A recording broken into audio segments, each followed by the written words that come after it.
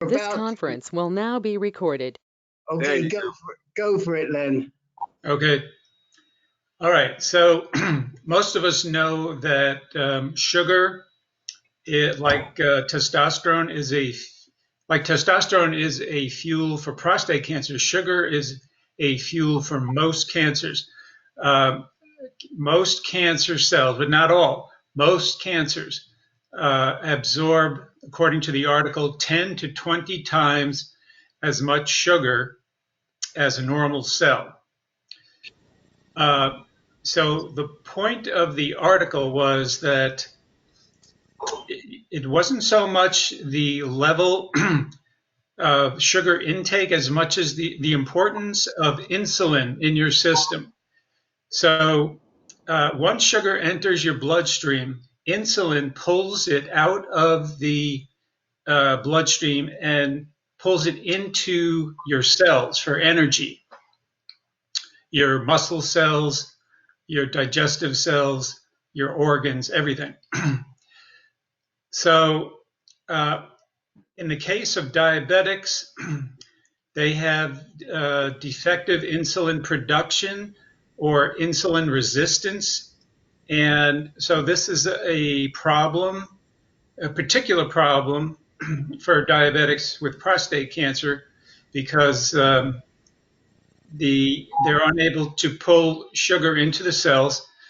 However, many prostate cancer patients have loss of function of a gene that produces a protein called PTEN. Both the gene and the protein are called PTEN, phosphatase tensin analog. And loss of PTEN has an effect of causing an overactivation of another gene, which also produces a protein on the cells called PI3K. They're both called PI3K, phosphoinositide 3 kinase. And that enzyme is overactive and in prostate cancer cells where patients have loss of PTEN, which is a fairly common mutation. And so it accelerates the growth of the prostate cancer cells. So the author's contention is that you can either attempt to use a PI3K inhibitor, which works well in some cancers and is actually FDA approved for some cancers.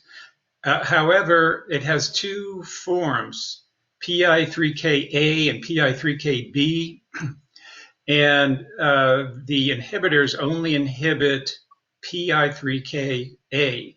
So it's not effective, at least the ones they've developed so far are not effective for prostate cancer. So what's the alternative? The author is proposing that you restrict sugar intake in your diet, and he made a special point to emphasize restricting sweet beverages or fluids, things like soda, fruit juices, because he said that sugar in those solutions is very rapidly enters the bloodstream and is soaked up by the cancer cells. So he was advising that you restrict your sugar intake primarily. Don't drink any sugary drinks, and don't eat any simple carbohydrates that are quickly broken down into glucose or sugar, such as white rice, white bread, things like that. Stick more with pasta. Stick more with the whole grain, whole wheat types of grains, which are more slowly broken down or metabolized into glucose in a way that it's more easily absorbed. or more gradually absorbed. I think, I don't know. I don't know if that helped any, but that's his basic thrust, as I recall from the article. What do you think, Rick? Or did I miss something? I didn't read it. I haven't lifted my head yet today. But Mr. Blanchette, do you have any questions since you raised this originally? Well, Len got a hell of a lot more out of the article than I did, so I could not have given you that synopsis. He certainly did a good job at doing that. The only thing I want to marry it up to is the Moyad presentation at noon East Coast time last Saturday, and he asked his Vic Lombardi the question of, give me 5 of your most important things you've learned since you've had prostate cancer, and his number 1 thing is don't eat any more sugar. And Moyad has been preaching that for years also. And the sugar in sweet drinks and orange juice and so on, Moyad has been saying don't drink it, don't drink it, don't drink it for years. And so so it marries up to that, even though those 2 things are totally unrelated. Sugar is certainly a cancer and a prostate cancer antagonist. Will someone be so kind as to put the link to that PCRI article in the chat box? PCF. PCF, yeah. Len? Yeah. What about, well, how hard is it, first of all, to get it done? I know how hard it is to try and eat without sugar or any drink. I found a couple that don't have any, but what they say is they use a sugar alcohol. Is sugar alcohol, as far as prostate cancer, the same thing as sugar? Well, he didn't discuss that at all in the article, Jerry, and I would think not, but that's just a guess, because the sugar alcohols, they're not sugar. They call them sugar alcohols, but they don't have the same effect as ingesting glucose. Sugar alcohols are the artificial sweeteners that they put in lots of sodas, for instance, and other beverages. Yeah, like now, I've heard people say that the artificial sweeteners aren't much better for diabetics, I guess, in the sodas. So why that is, I'm not sure. I really can't answer your question, Jerry.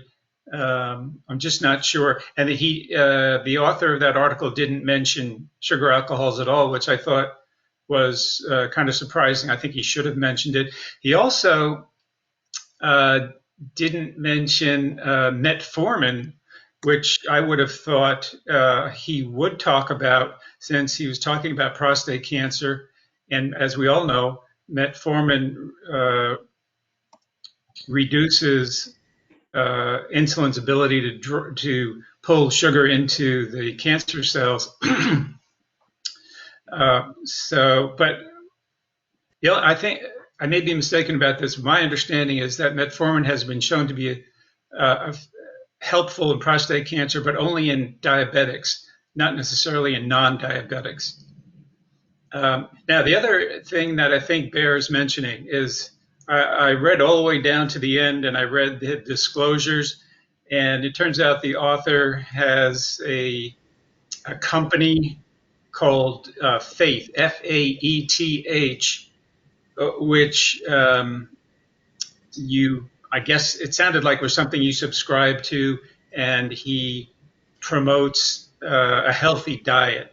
So maybe there's some bias there. He also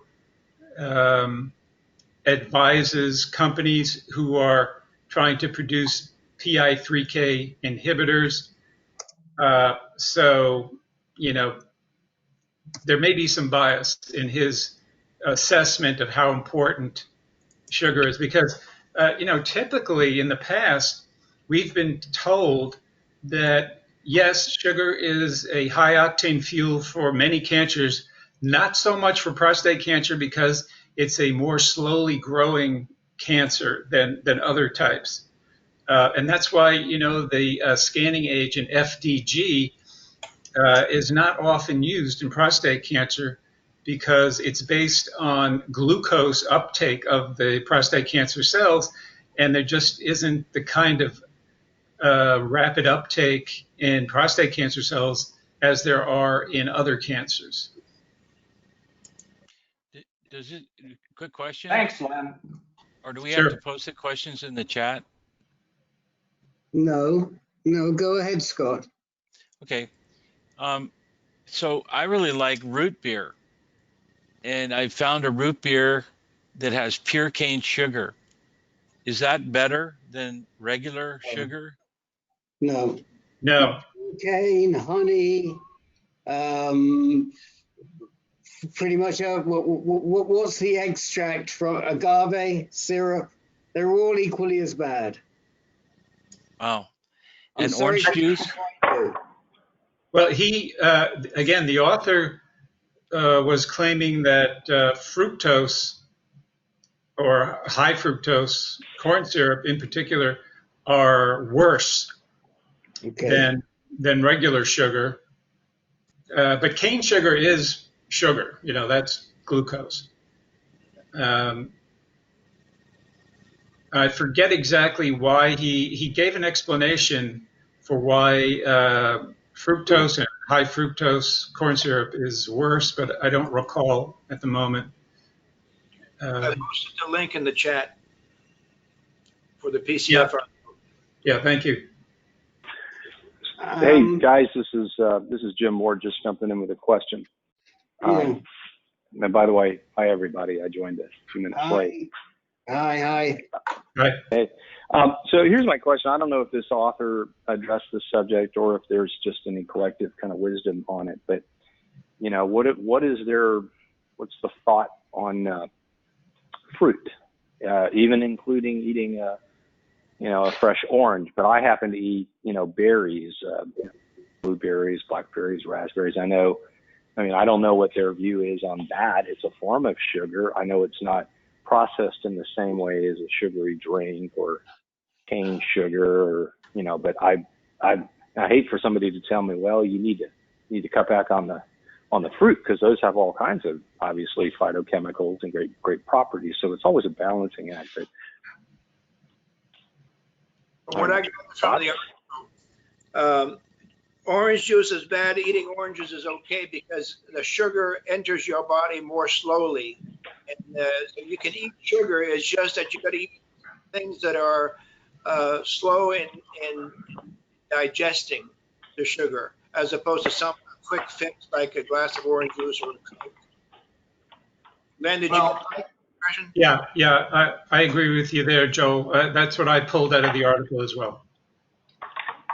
I was I also told want that to make a point of clarification. This is Carl. I just pulled up my Foundation Medicine genetic report that I had done almost 2 years now. And I do have the P10 loss as a genetic defect, in addition to being BRCA2 positive. And at the time, it showed there were a number of clinical trials relating to P10 loss. And in every case, it talks about the use of a PARP inhibitor. So it's very interesting that it's somewhat related to being BRCA2 positive, at least for me, that the P10 loss is also handled with a PARP inhibitor. I have P10 loss also, but I couldn't associate my P10 loss with what the article said. Maybe Len can help me. Well, yeah, the author stated that if you have the P10 loss, which is considered a tumor suppressor, so if you have that loss, it has an effect that makes the PI3K protein go into overdrive, so to speak, to pull in more sugar into the cancer cells. That was one of his contentions. So what that would mean is that if you have P10 loss, you're even more likely to absorb sugar. Now, Yes. what Carl is saying is that PARP inhibitors, to some degree, may compensate for that. I have never heard that before, but that could be an important aspect of taking a PARP inhibitor. Yeah, again, the author was portraying P10 and PI3K as balancing acts. You know, if you lose P10, then PI3K goes a little crazy. So P10 is what they call a phosphatase, which breaks down the PI3K, which contains a phosphate group. So I think the bottom line, this is a very good conversation, which is why I'm letting it run. We're letting it run because I think it's helpful to everybody. I mean, I think what I take out of this as the bottom line are a couple of things. The first is that to the best of your ability, try and avoid any type of added sweetener, whatever the format, whether it's white sugar, cane sugar, honey, agave, whatever it is, none of them are very good. Now, some of them may be better than others. You know, I don't know. I'd have to research, but maybe agave or honey, maybe they decompose or they're harder to absorb. I'm not really sure, but they're not great. Secondly, definitely avoid sweetened drinks.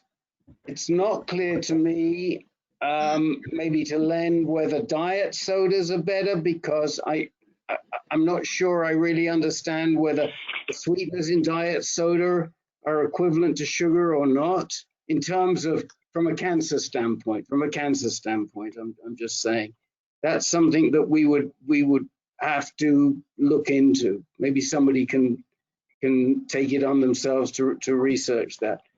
Thirdly, fruit contains a lot of sugar. Is that sugar as bad as eating white sugar, eating candy? It's not as bad, but it ain't good.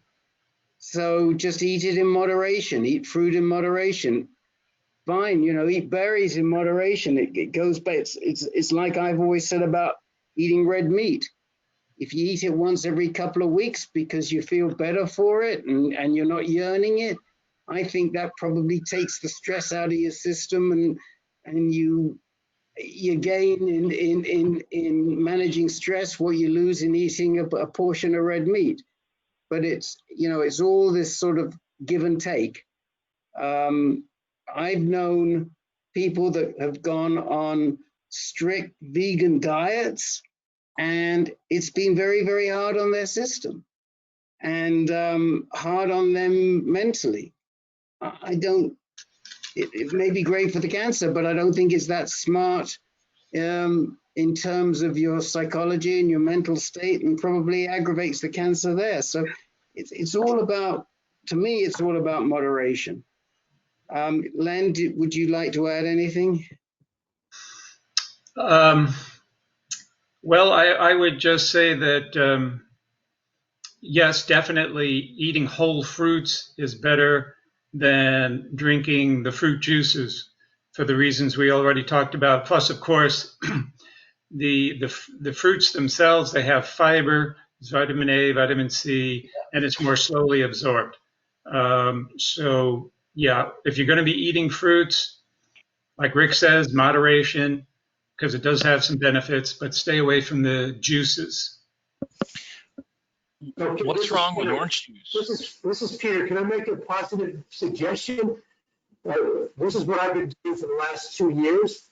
I have one of these plastic Brita water jugs where you put the filter in, and I put four herbal tea bags in it, where I fill it with water. and I keep it in the fridge, and I drink cold hibiscus tea, unsweetened, and well, ideally water is the best, but if you want some kind of flavored drink, this is just take your favorite unsweetened tea and make iced tea and just keep a jug of filtered iced tea in the fridge and just pour yourself a drink every day or every night by your bed or whatever, and stay away from any soda or fruit juice or any of that stuff. Okay. Does somebody want to answer Scott's question? What's wrong with orange juice? Very high sugar content and very rapidly absorbed into your bloodstream.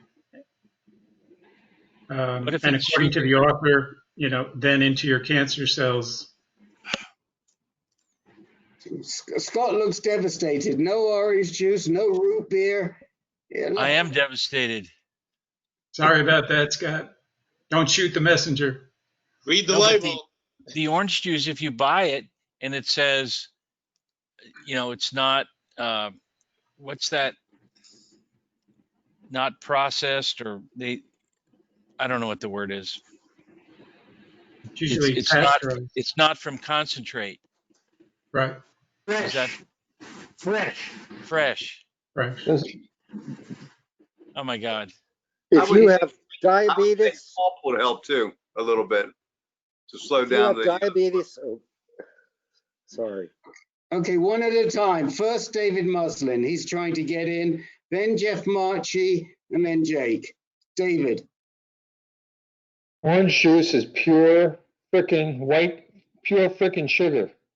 You can inject the sugar right into your veins because it turns so fast into pure sugar. Any kind of sugar is really, really unhealthy for your organs, for your bones, and water. And if you can get off all the other stuff, you'll feel a lot better. And that has nothing to do with cancer. And it creates tremendous inflammation, the sugar in your body, which doesn't help cancer either. Sorry about that, Scott. Jeff Marchi. Yeah, if you're diabetic or even pre-diabetic, the instructions tell you, if you look at the list of what to eat, do not drink orange juice, way too much sugar. And I quit years ago because of that, but it's nice to drink it, but it's just not good for you. Like drinking Coke. What about Snapple? Hold on a minute, please. Jake? I was just going to suggest that would pulp in orange juice help slow the absorption of the sugar? Would what? Pulp. Yeah, you can buy orange juice no pulp and with pulp. Oh, I think we're sort of probably no difference. I think we're dancing on the head of a pin here. I mean, the bottom line is go easy on the orange juice. Or any sugary drink. Any sugary drink, yeah. Or any sugary drink. I'm just going to shoot myself now. Okay. Apple juice is also very high sugar. Could you wait until after the 30th, please? I'll try to hold out. Thank you. Okay. All right, so we're going to go, we'll use the first half hour on this. We've got 3 more minutes. Who else has a question? Hold a minute. Les, did you have a question before Scott? I put something in a drink. Okay. No, I guess not. Scott, go ahead. Thank you. What about white rice? I mean, I hate to say it, I've got a rice cooker and I use white rice. Okay, so don't use white rice, use brown rice. So white anything is bad. That means white spaghetti, regular spaghetti, white bread, white rice, white foods, no. The only time white foods are acceptable is if you're going through radiation when it's recommended, because it's much easier to digest.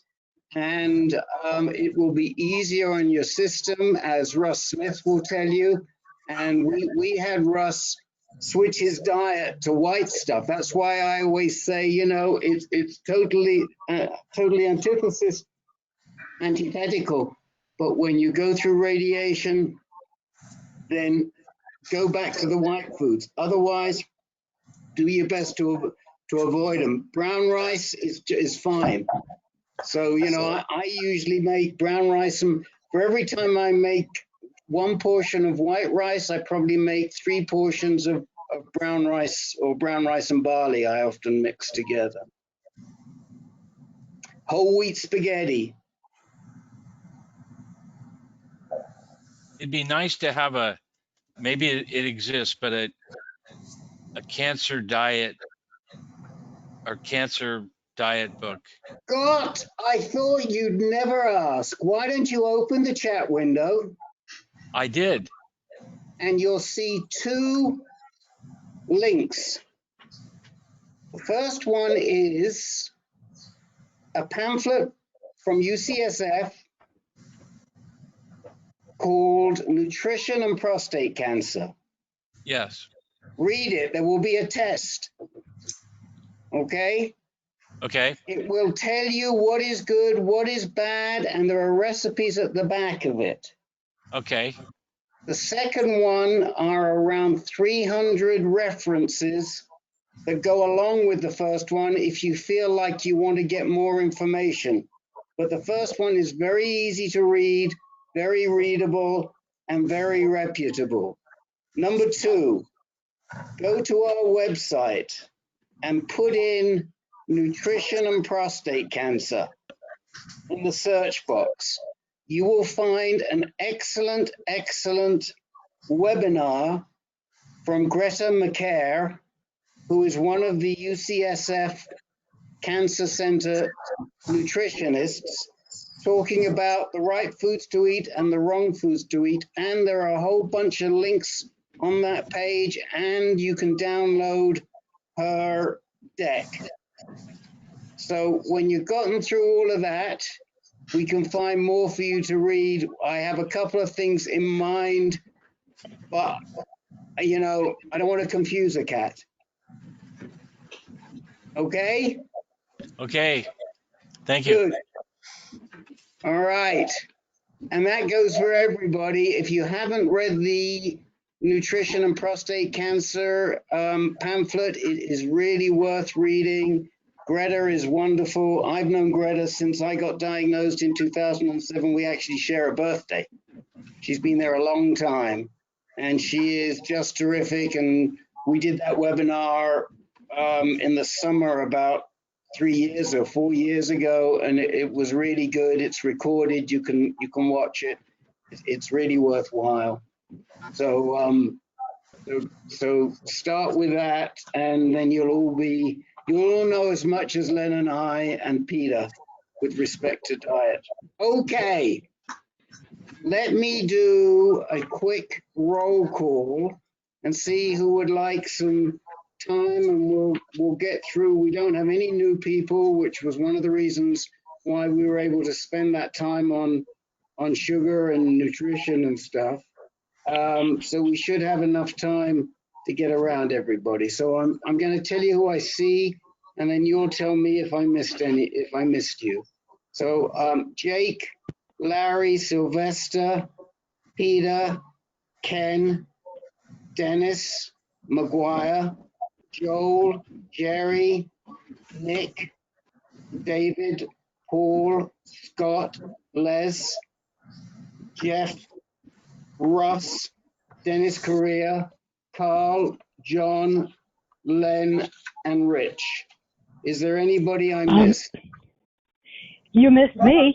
I'm Barbara. I don't have a good enough connection for video. Okay, hello, Barbara.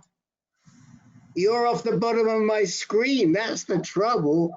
I got to make a smaller screen here. I didn't even see you there. Sorry about that. Here I am. Okay. I have one question.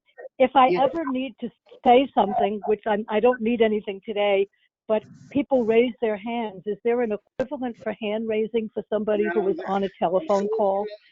I wish there was, but not. There is one when we will be running webinars, but there's no hand raising feature. So if you want to, other than the time you have, if you want to contribute, maybe best put something in the chat window, and I tend to keep my chat window open most of the time. I'm keeping an eye on it, and that's.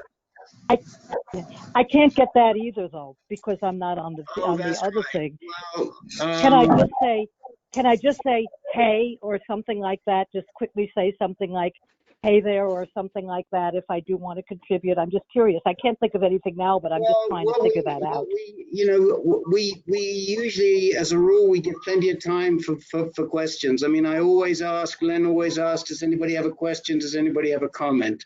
And I think that's probably the better way to go, because otherwise it's hard to keep decorum if everybody is sort of saying hey or over here or waving. So I would just wait for us. We'll make sure we take comments most of the time before we move on. We'll ask for comments, just like I did at the end there before, when I called on Les and before I went to Scott. Okay, so then if you ask for comments, then I could just say I've got one and wait for you to call me. Is that it? Right. Just wait. We'll let people in. Okay, I'm going to go down the list. Thank you. Sure. I'm going to go down the list and see who needs some time today. And I know Jake does. Larry Fish, you said you do now? No, I don't really need time. Well, wait a minute. What was that was on your mind? Yes, I do. No, I don't. How many copy editors does it take? One to put it in, one to take it out. Okay, okay. If there's time, I'll talk about something. Okay. Sylvester, anything for you today?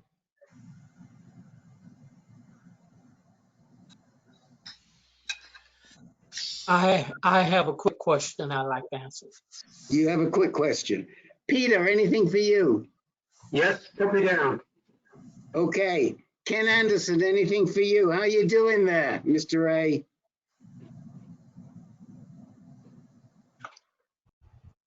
Well, I'm hanging in. Second round of chemo done. So PSA, I don't really need any time. I just, a PSA rise.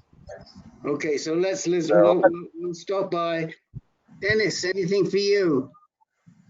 No update. Thanks, Rick. Okay. Joe Blanchette, anything else for you? I talked to my radiation oncologist today, just 1 minute. Okay. Jerry Pelfrey, anything for you? No, that's okay. I did enough last time. Okay. Nick, anything that you'd like to talk about today? Yes, I would like to please have a little time. Okay. David Muslin, anything for you, sir? Yes, please. Okay. Paul Frieda, anything for you? No, I'm good tonight. Scott, anything for you? I'm good, sir. I'm just disappointed. We all feel, believe me, we all feel for you. We know. I love chocolate.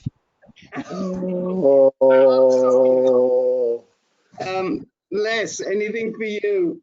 Yes, quick question, please. Okay. Jeff Marchi, anything for you? We haven't heard from you for ages. I'm fine. Nothing to ask today or discuss. Okay. Ross. 3 minutes. 3 minutes. 3 minutes. Okay. Dennis, Korea, anything for you? No, Rick, thank you. Carl Foreman, anything for you? After what I learned last week, that since I was one of the last people on the call, that would mean if I say yes, I'm going to be one of the last people to speak. So, no, I don't have it. Is there anything, since we gypped you last week, we may not gyp you this week. Is there anything you would like to say? No. Okay. John, anything for you? Yes, I have a question. Okay. Len, anything for you? No, thank you, Rick. Rich Jackson, anything for you, sir? Still quiet on the Eastern Front, thank you. Okay. Barbara, anything for you? I'm good and looking forward to hearing what everyone else has to say. Great. Jim Ward, anything for you? Jim Ward? Mr. Ward? Calling Mr. Ward? You Okay. hear me? We can hear you now, yes.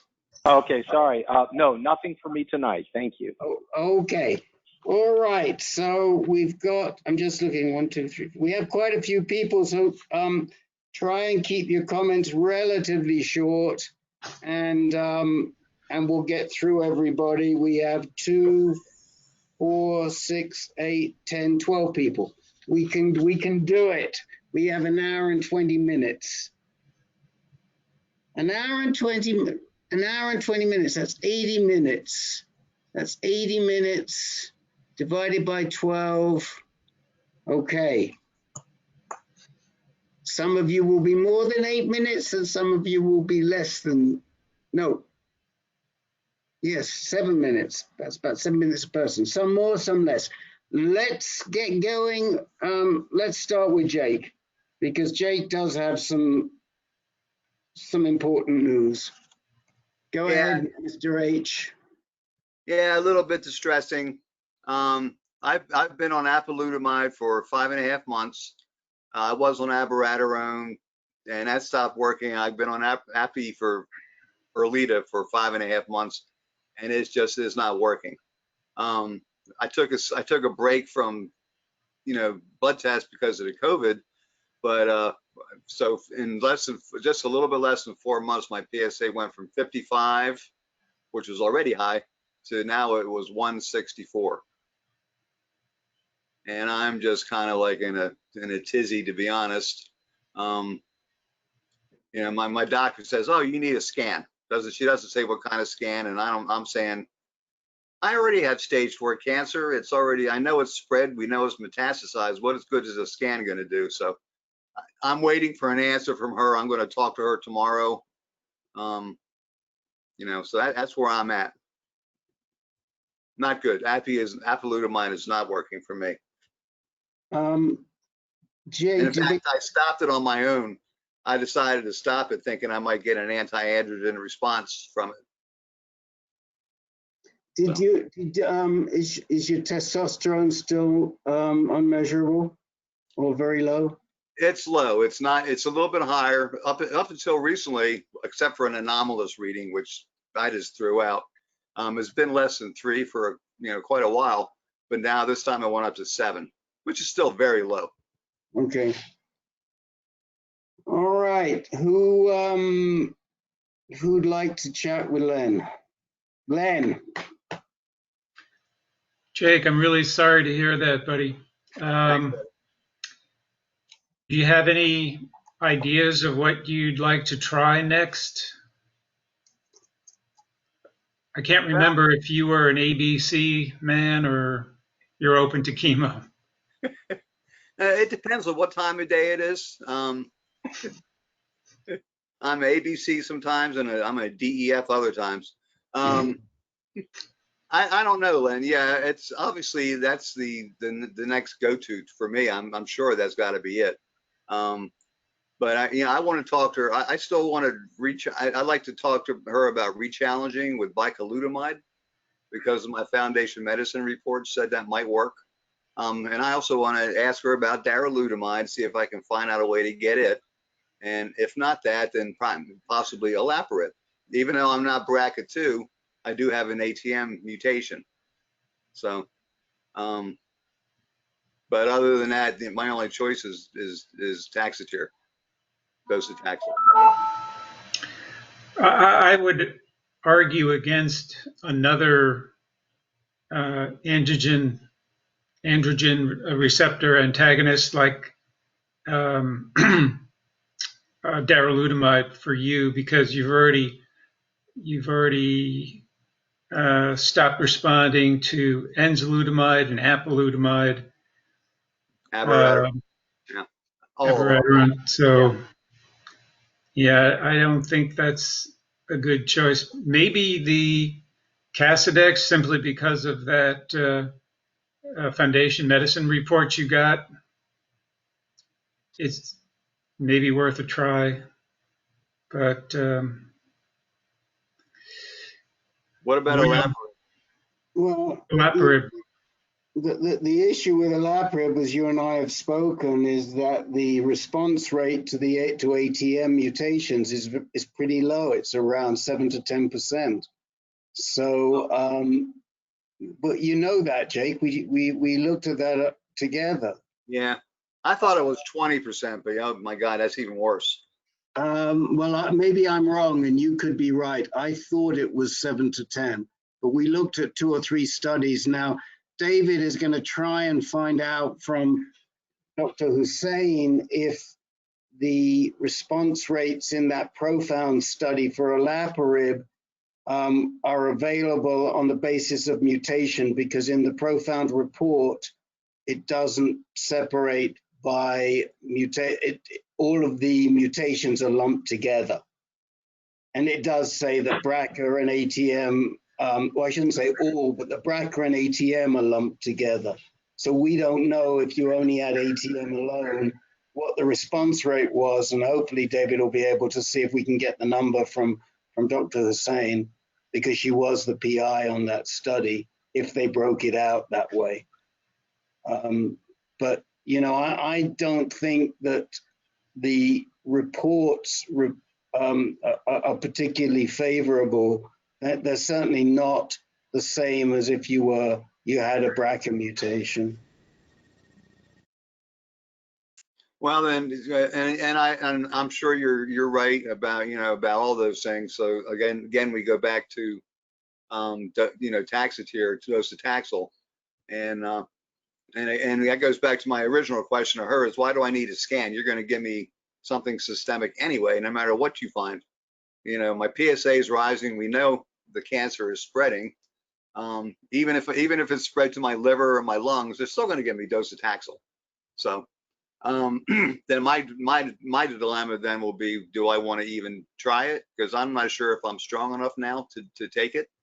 And I've actually been considering palliative and hospice care. That's where I'm at right now. Well, what we do know from that AUA study is that there's reason to look at docetaxel and carboplatin together, which is what Peter's doing.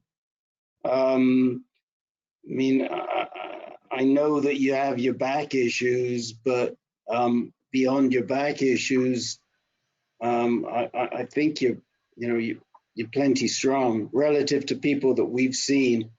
I mean, you certainly are not in what we would call end stage, far from it. So you may be able to get a good response.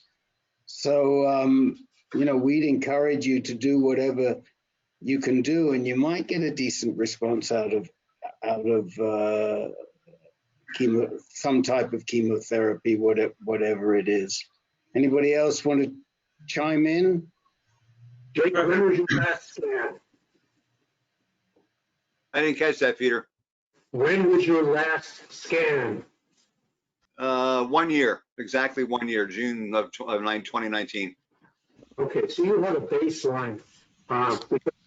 Because if you do go on chemo, scanning is the only way to really tell if it's had an effect. It probably won't change your PSA a great deal, but that's probably.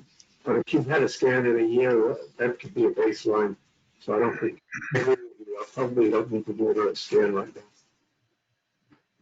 You don't think I do need another scan?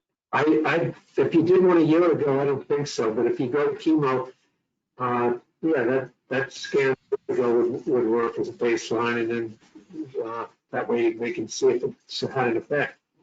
Okay. I love you, Peter. Love you too. Well, love you too.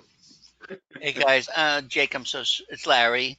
Hi, Larry. And well, I'm so sorry to hear about the rise in PSA and your thinking. I do want to weigh in with an anecdotal story about why getting scanned might be relevant.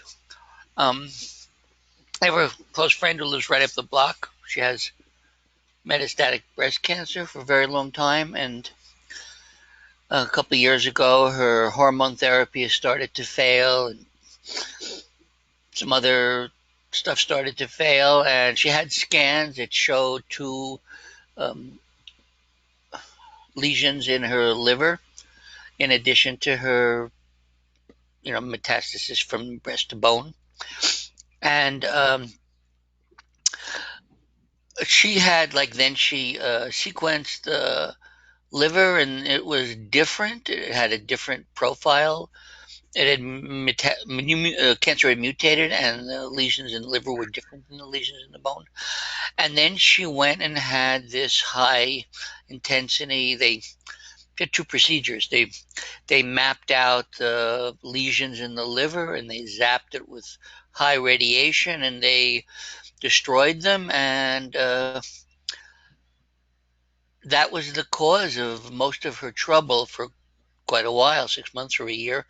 Now she had to switch to Piqray, which is a difficult drug to be on.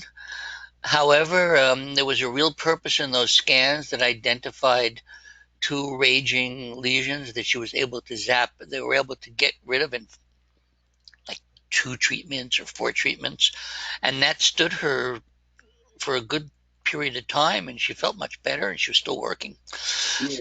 And that was only because of the scans and the analysis, and it wouldn't just show up if you assume only everything is systemic. It's all the same.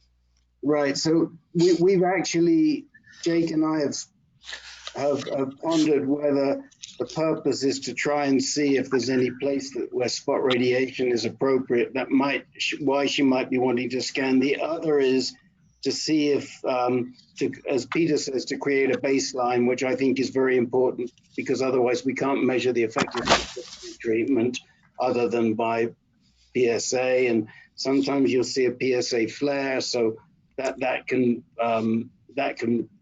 throw things off.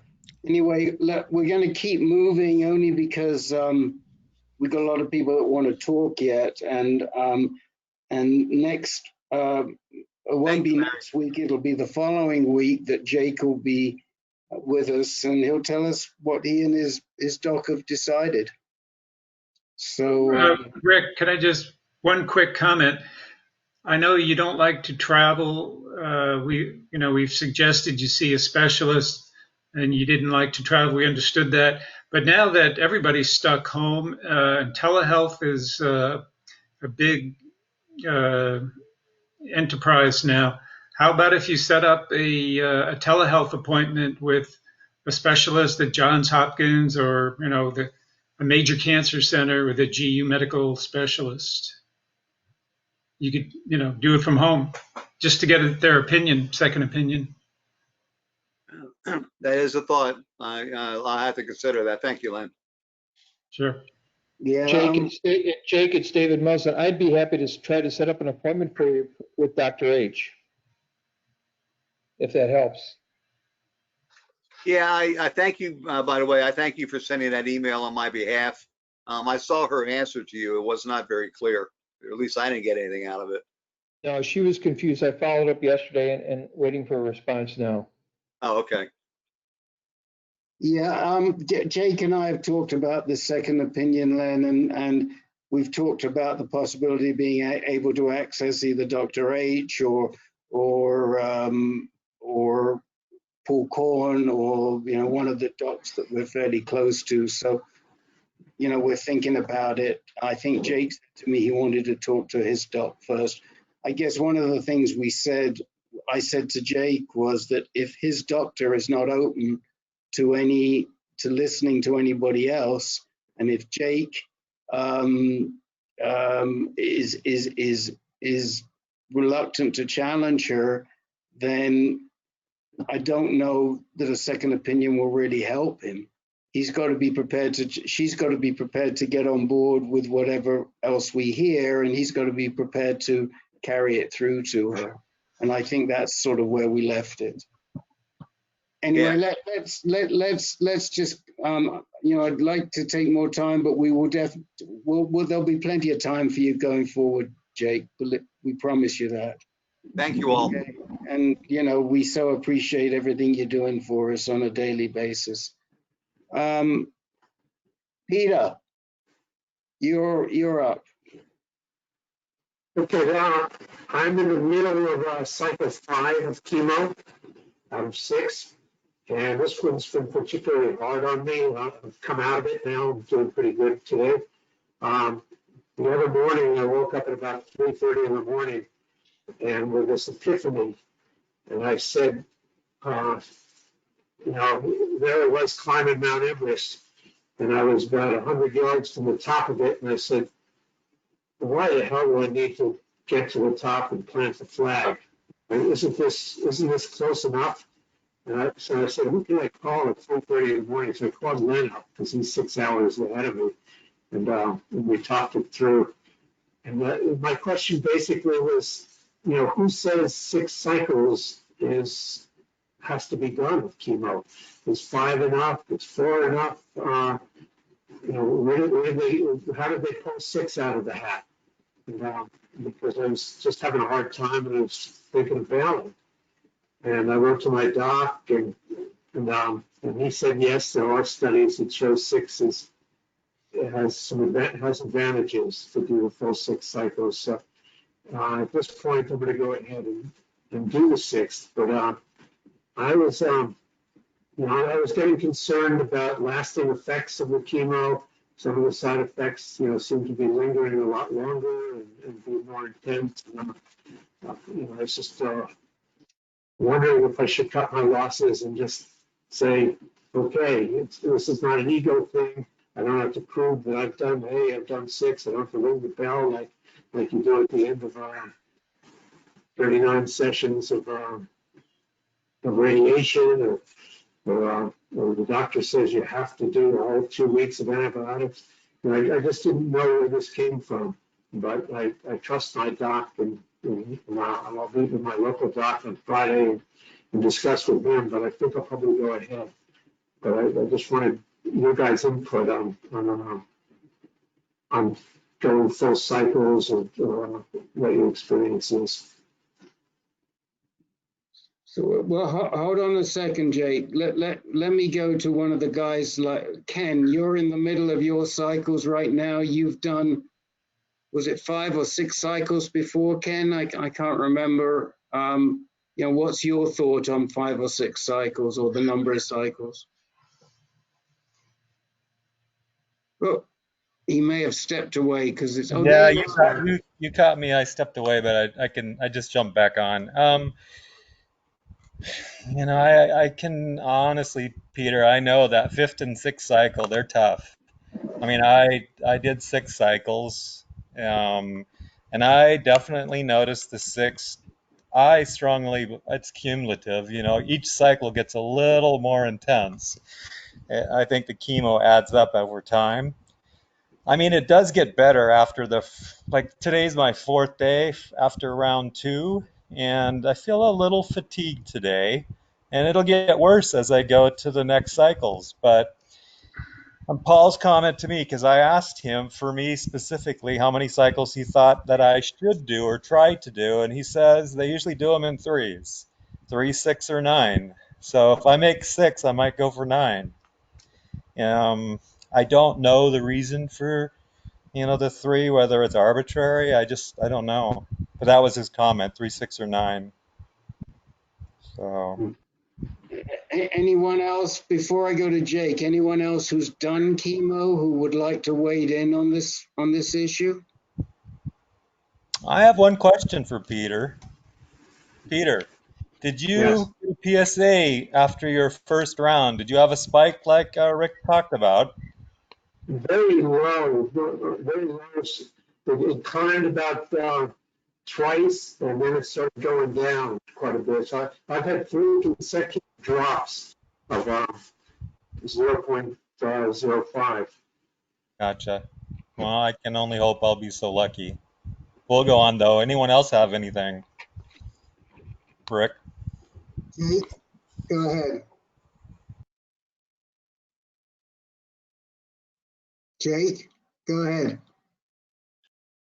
I was just going to say, I've been doing a lot of research in the last few days, as you might imagine, on chemo.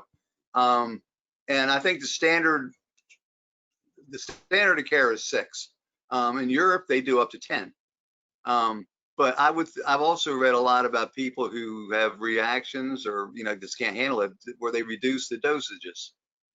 You might want to talk to your doctor about reducing the dose and possibly just maybe skipping the carboplatin or skipping the docetaxel and just doing one or the other. That might be worth, raising with the doctor. Good point. Good point. But one of the side effects I feel like I've aged about 20 years in the last couple of months. It's not just the loss of hair, my eyesight, all kinds of stuff. I just feel like I'm not tracking. Just turned into an old man overnight. This stuff, it's quite a wild ride, this chemo stuff. It is cumulative. The effects are cumulative, as Ken said. I'll second that because with me, I got halfway through and then I wasn't on Neulasta at that time and ended up getting hospitalized. But then they did cut my dose. I think it was a 20% reduction in the dose. But that's entirely different, I think, than what you're dealing with here. What does your blood work look like?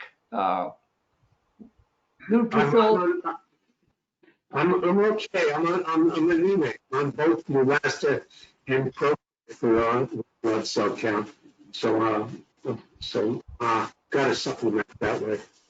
But other than that, I'm okay. Barbara, did you want to say anything on this?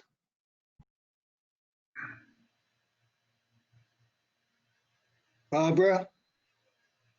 She may have said, well, how about you? On chemo, you mean? Well, Barry had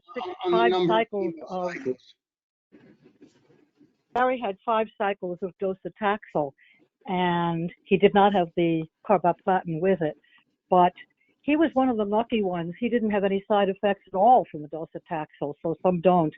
The only problem is it didn't take care of his cancer either, so he had to change medicines. But I don't know if you've done this. One thing that Barry did to avoid neuropathy, which we'd read about and we know several people this worked for, was to put ice around his hands and his feet.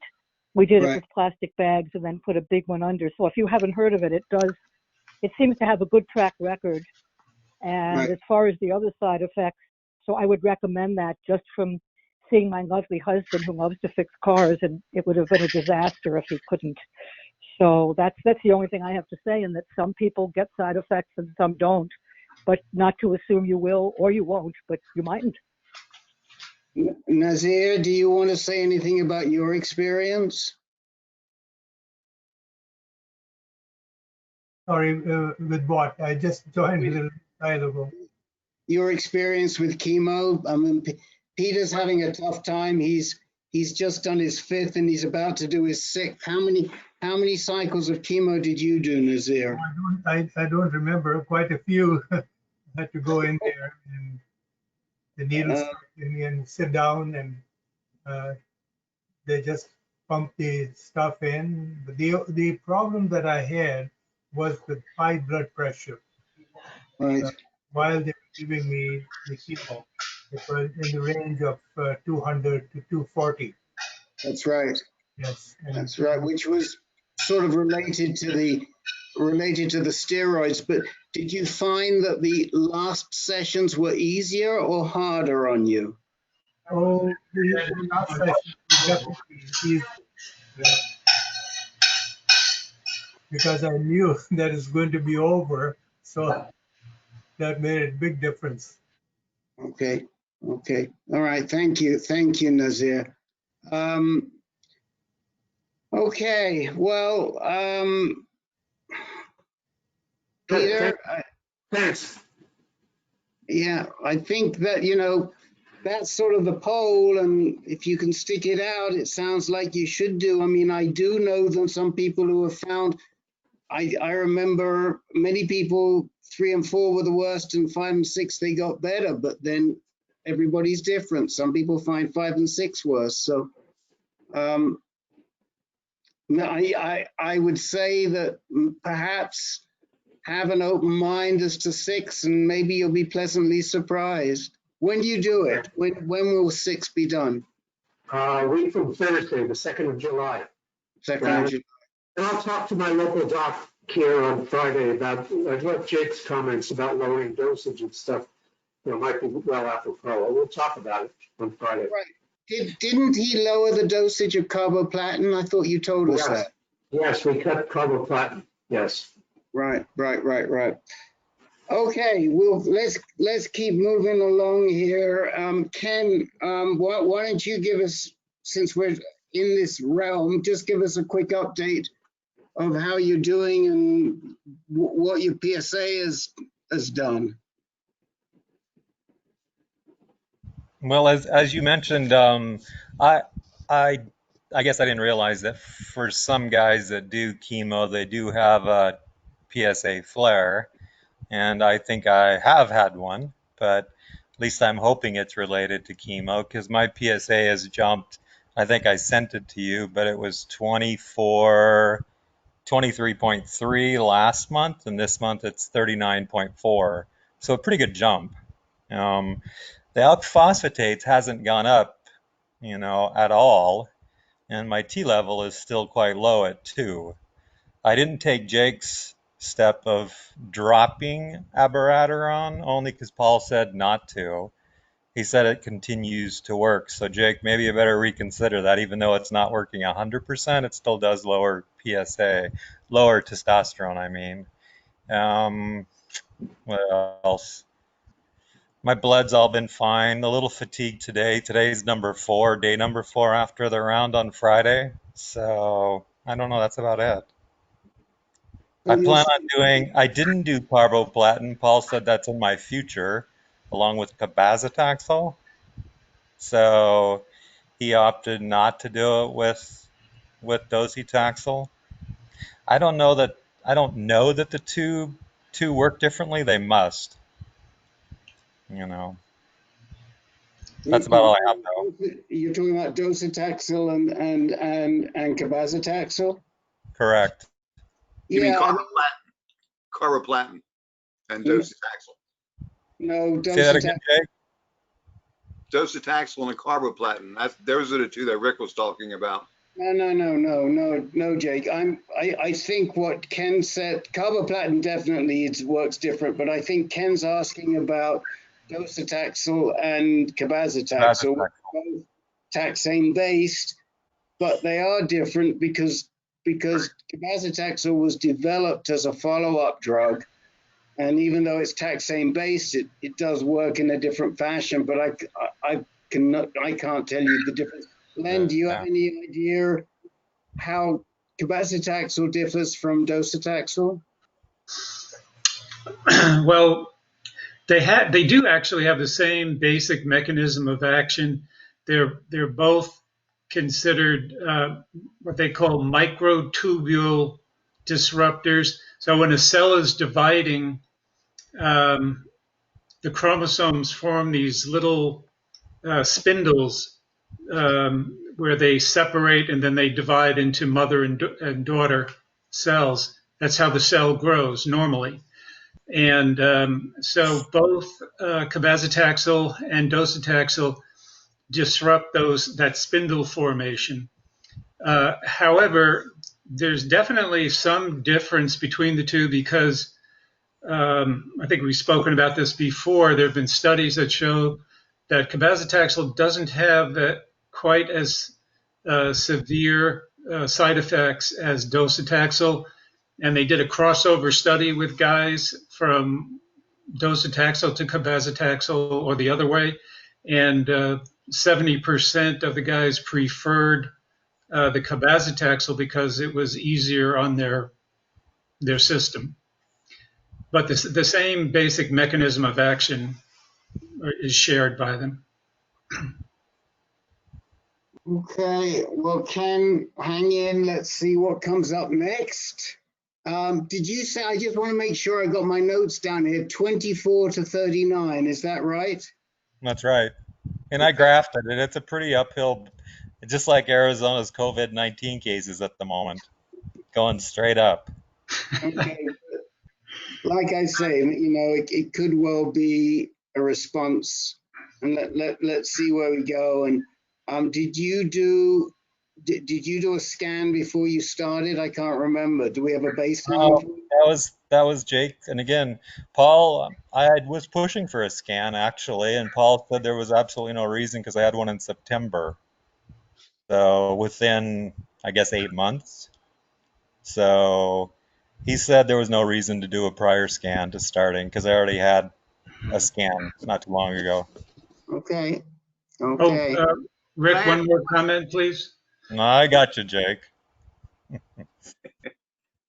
Now, I was just going to ask if what Len says is true about cabazitaxel being better than docetaxel, why don't they just skip the docetaxel altogether and go straight to cabazitaxel? That's the first line. No, not better in the sense that it's more effective, just that it has less severe side effects. But if they have similar mechanisms, why don't they just go to cabazitaxel and just kind of write to docetaxel out of the picture?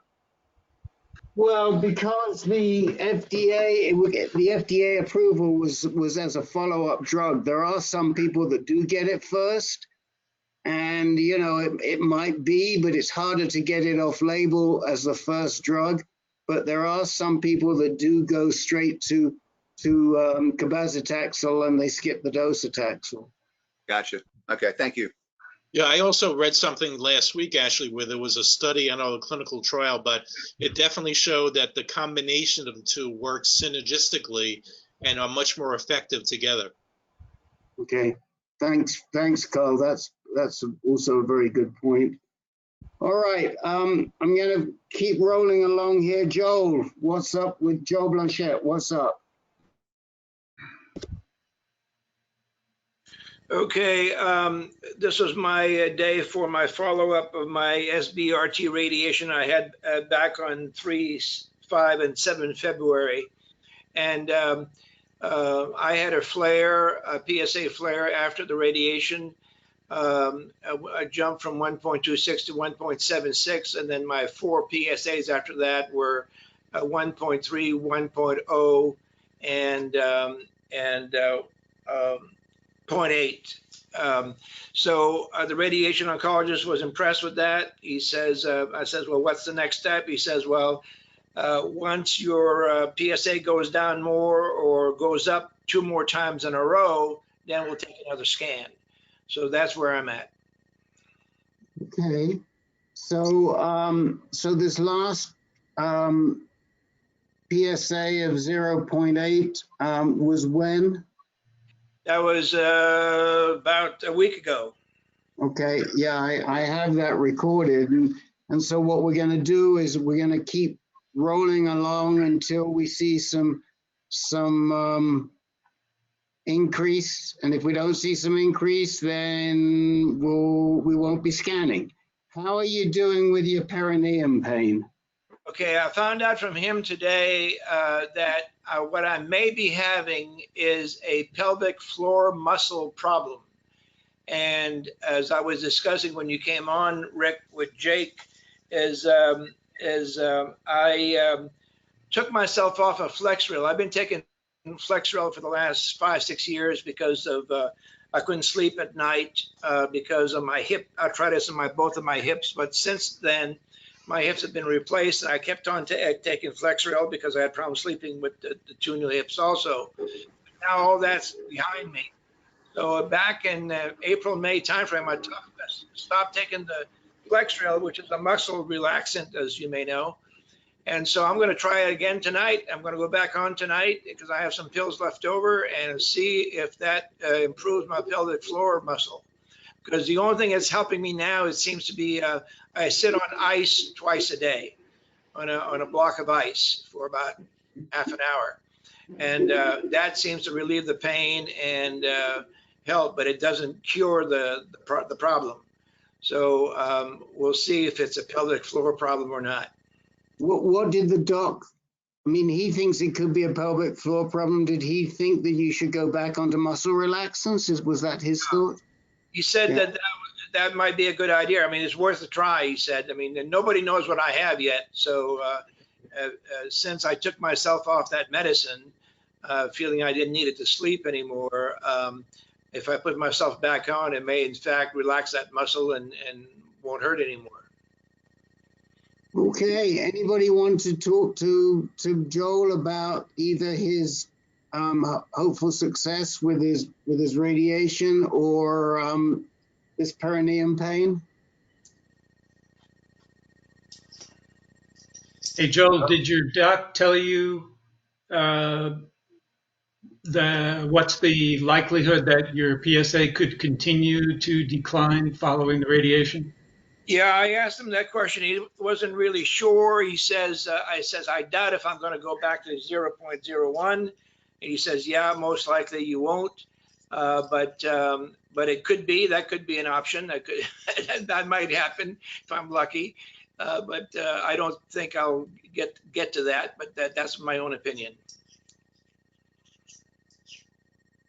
Okay. All right, we're moving right along here.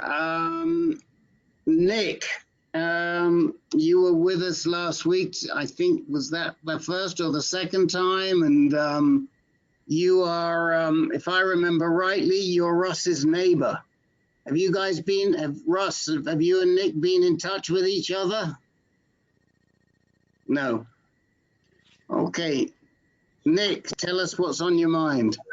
Okay, do I summarize or just speak forward? Summarize very quickly. 62 years old, Gleason 8, 4+4. This is a low PSA point. And on the 15th, the major advice that I made note of was making sure to get a second opinion of the biopsy. And I did ask that that gets sent out to Johns Hopkins for that second opinion. And I spoke to 3 doctors at Dana-Farber, and tomorrow I'm going into Dana-Farber for a bone scan and a CAT scan. Okay, and who is the doctor that you'll be seeing at Dana-Farber? Who are you planning on seeing at Dana-Farber? Well, I had video meetings with 3. It was Dr. Killbridge, Dr. Steele, who was an open surgery guy, and Dr. Khan, who was a radiation guy. And both of the surgeons were very positive as expected about their approach to my case. But the oncologist, Dr. Killbridge, she seemed very, very concerned about the combination of an ultra low PSA with the Gleason 8 and with the diabetes. And she seemed to really want to fast track things along. So that's why I just had that meeting with her 2 days ago, and I'm going in tomorrow for the 2 scans. So she really made it happen. Okay, so Dr. Killbridge is the medical oncologist, is that right? That's right. Now, do we know, is she in Londonderry or is she in Boston? Everybody that I'm talking to is in Boston. I'm going to Boston tomorrow. Excellent. And Killbridge is a new name for me. Is she a genitourinary medical oncologist? Does she work with Sweeney and a couple of the other people that we know there? I'm not sure who she works with, but she's been there for quite a long time. Okay. I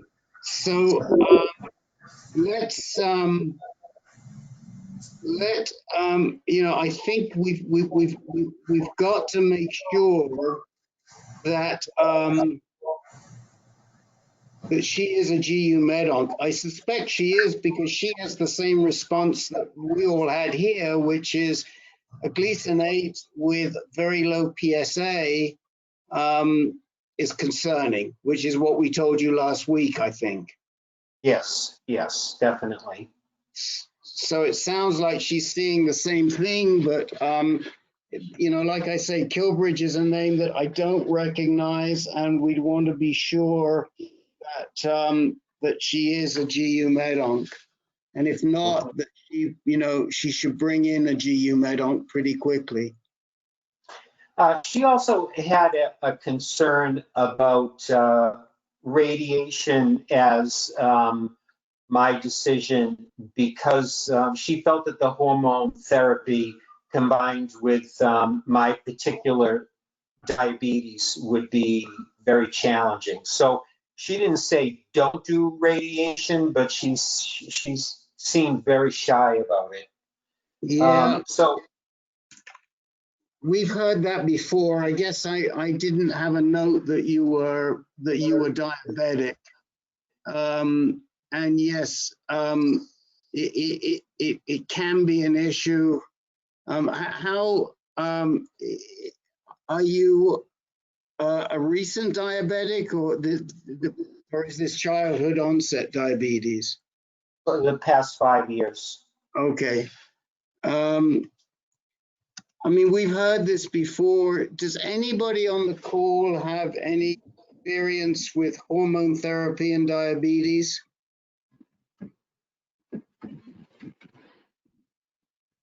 Okay. Okay. How about this? As far as a robotic surgeon is concerned, are there any particular names in Boston or the country or the world that are the leading robotic surgeons? Yeah, there are names. Peter, Peter, we're getting more. I'm not as up on this as I was. Do you have thoughts on this? Boy, I don't know. It seems like these days everybody's an expert at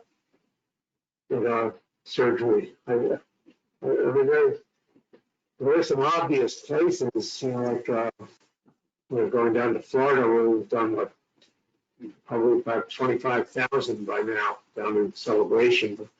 I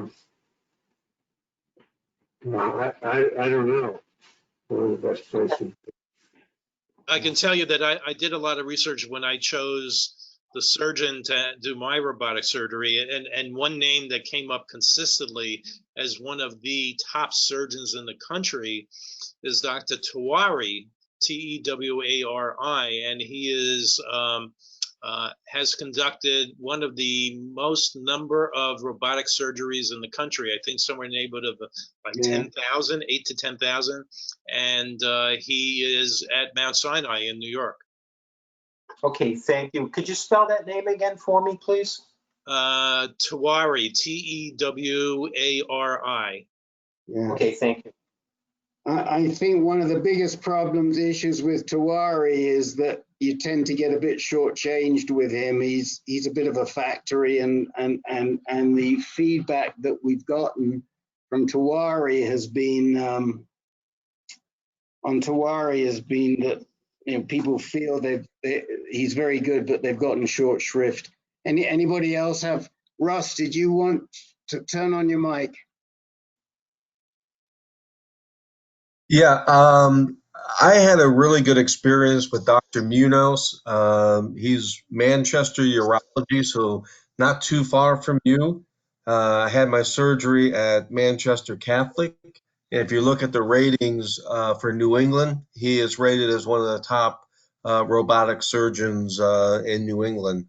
I've got nothing but, you know, good things to say, except for when it came to my referral. But as far as the surgery goes, I felt very fortunate, and I thought he did a great job. So, you know, for what that's worth, he's close by, but he also has a great reputation. Can you spell that name for me, please?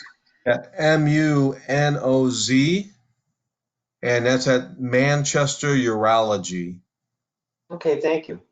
And then, you know, at Memorial Sloan Kettering, there's Eastham, who has a heck of a reputation, EASTHAM, and there's somebody else. Who's the other big name at Len, do you remember the other big name at MSKCC? For robotic surgery, There is one other. Not sure which one you're talking about. The urologist. Let me have a look. I'm just looking here, just trying to get Laudone. Laudone is another one. Laudone. He's the chief of surgery, been around a long time, really good. And Scardino, that's the other guy. Scardino, Scardino, Scardino. I think Scardino's either retired or he's not doing surgery anymore. Okay. Yeah. Those are the immediate names that that come to mind there. Let's see. Laudone, Eastern Scarborough. Right. So those are a few that there are. I looked at Dana-Farber, and I don't recognize any of these names. But you have to recognize, Nick, that we don't do a lot with surgery on this call. Peter does a lot more on his call. So the fact that I don't recognize a name doesn't mean a heck of a lot. Surgical oncology, at Dana-Farber, I think Preston is the only name that I really recognize. I see Steele's name here. You mentioned him. But yeah, Steele is open surgery, and when I look at the two, it seems that the robotic makes sense. Yeah, I mean, if you're a candidate, the RADONC people, I don't see. Oh, let's see, who was the radiation oncologist you said you saw? Khan, K-A-N-N, or K-A-A-N, Dr. Khan. Yeah, he's not listed here in the RADONC, but maybe they don't have everybody. I don't know. I'm talking MOs at Dana-Farber with Sweeney and Phillips. Well, Okay. Sweeney's medical oncology. Yep, but not surgeon. And who are you saying? Phillips was the? Oh, yeah, he's like the second man in charge below Sweeney. Yeah, but those are medical oncologists, Russ. Yeah, so I wasn't a surgeon. I'm just saying that I'm familiar with Farber, but I didn't see a urologist surgeon at Dana-Farber. I only went back after my surgery, but I can say that my experience with Munoz, because I had surgery on Tuesday and I was up sitting here at my office working on Friday. Okay. Well, Nick, thank you. Come back to us. The next meeting will be the beginning of July, and come on back and tell us where you're going. But I do agree with Dr. Killbridge. We'll look up Dr. Killbridge, and I definitely agree with her that we have to take this pretty seriously. See, I'm looking at this list of doctors here, and I don't see Killbridge.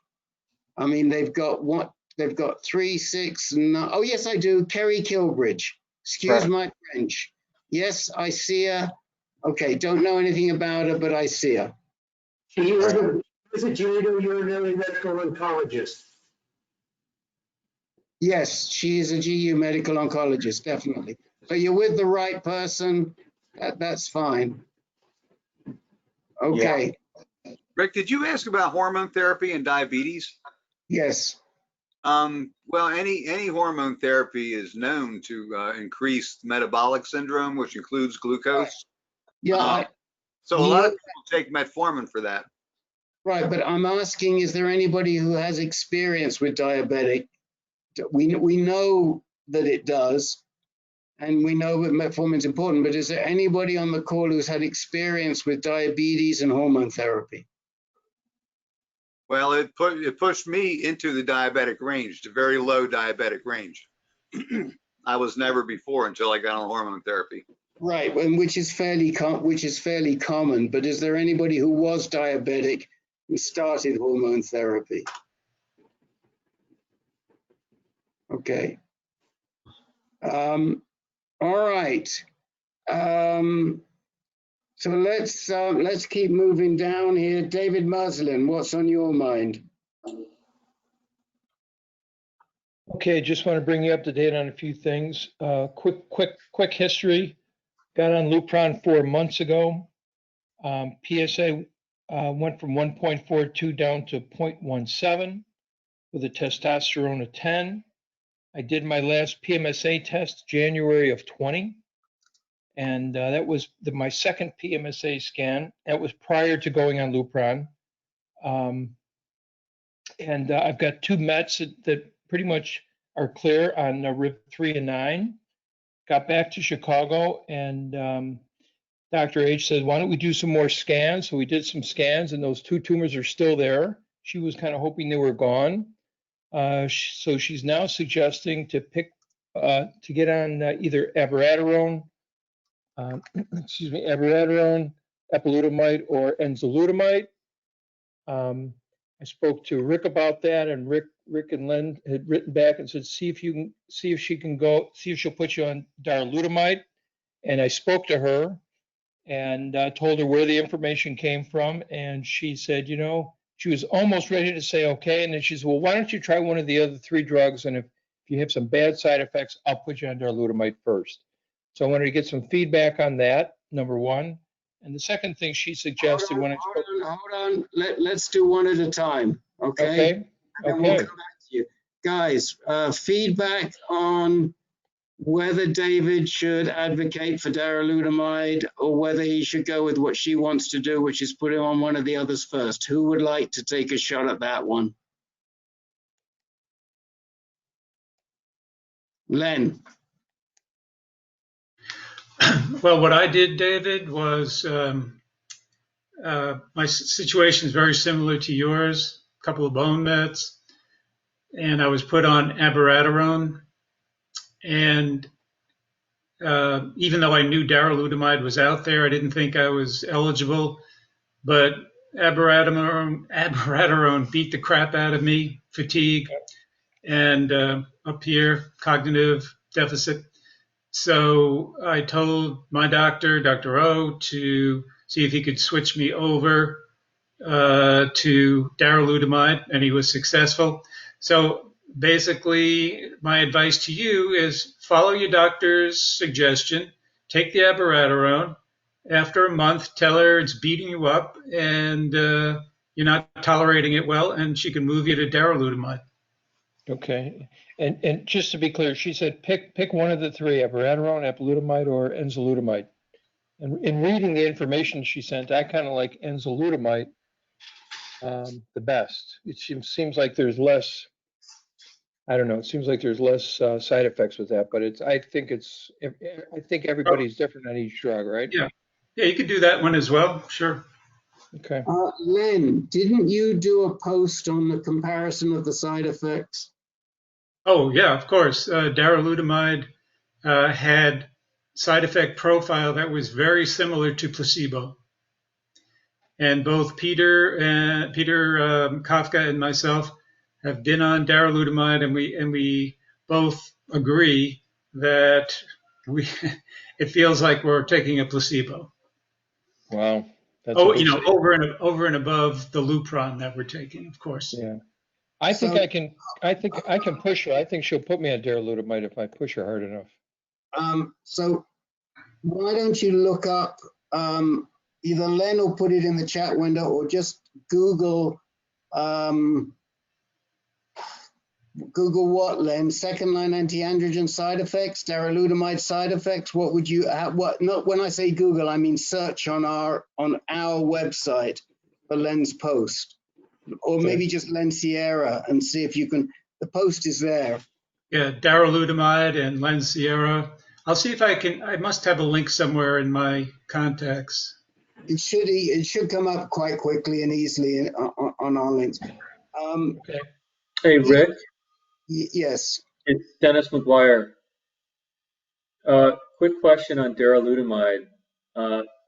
Is that FDA approved for metastatic disease? In theory, it is not, but metastatic is defined using the technetium-99 bone scan.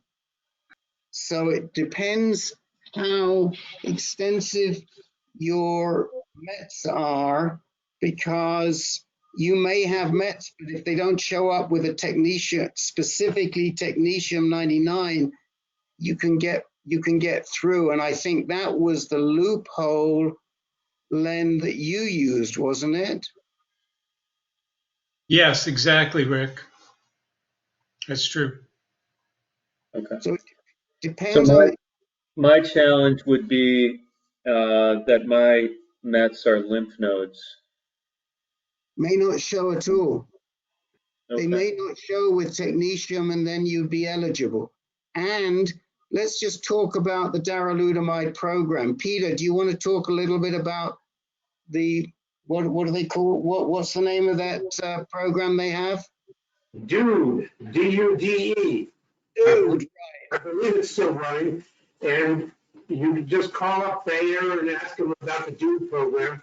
And they'll send you the paperwork, and your doctor fills out a form, and you fill out the rest. And you get 2 months of it free directly from Bayer. And then that's what they did with me. And then it was working so well that I called them up, and they asked me to fill out a financial aid form, and I thought I wouldn't be applicable. It wouldn't apply to me because I was making too much money and but they accepted me 3 days later, and they told me I'm in until the end of the year. So, and all I have is lymph nodes as well. I don't have and I'm not castrate resistant. Okay. Thank you. That's helpful. so Dennis, the bottom line is push your man at Carbone and see if you can get yourself on. And they've got this DUDE program, so the first 2 months is free, and go from there. Yep. But I mean, both Peter and Len. Peter, you noticed a big difference as well, did you not? Huge, yeah. I don't mind taking it in the morning and evening. I don't notice any effect at all. I don't have to take naps. I'm doing fine with it, and I take it with chemo now. It's I'm doing pretty good with it, and it doesn't go through my insurance at all. It's all directly from Bayer. Yeah. That's great. David, let's come back to you. You had another question. Yes, sir. So one of the things she mentioned last winter, she said, well, we'll do another scan in June of this year, which I've done. And she said, if the mets are look like they're shrinking and getting smaller, that would be great. And if not, we'll maybe talk to a radiologist, oncologist here in Chicago. And so the tumor stayed about the same, the mets stayed about the same. And she put me in touch with her rad-onc here at Northwestern. His name is Sean Sanjeev. I spoke to him today, and he's suggesting that I do the SABR, the SBRT, and he's suggesting 3 or 5 treatments. And I just wanted to bounce that to the group. Okay. So who would like to talk about spot radiation in David's situation? I would like to, when I get an opportunity, I'd like to ask a few questions. Right, Nazir, I've got a lot of people to get through, and you came on late, so I'm sorry. So if we've got time at the end, I will definitely get to you, okay? Okay. But I've got still a whole bunch of questions. I've got a whole bunch of people. Anybody want to talk about spot radiation? Yeah. Joel. Yeah, thanks. I'm not sure what your exact situation is. Do you have 2 bone mets? Is that what I heard you say? Just 2. Just two. Yeah, I had one, and 5 scans verified that. So they only radiated that one spot, and so far I'm doing well. And it was basically a walk in the park compared to surgery, in my opinion. I just went to a doctor's appointment 3 times, 3 treatments, 2 days apart, and didn't basically feel any pain during the radiation at all, except I could feel it go in a bit. And then I had some residual bone pain off and on, depending on what position my body was in, for about a month and a half after that. And about the 1st of April this year, it just went away. And so, so it's very easy treatment as far as I can see. And so far, my PSA has been headed after initial flare has been going down. So, I would recommend it, but I'm not sure if that's your best bet. But from SBRT standpoint, I think it's very good. Plus, you also get an abscopal effect where not only is the SBRT working to kill your cancer, your SBRT is energizing your immune system positively, so your immune system is working harder for you to kill other cancer cells in your body. Thank you, Joel. Anyone else want to say anything about, I mean, one thing we do know, and Scott Hogan will tell you this, that if you have 5 or more Mets, then you're probably not a candidate.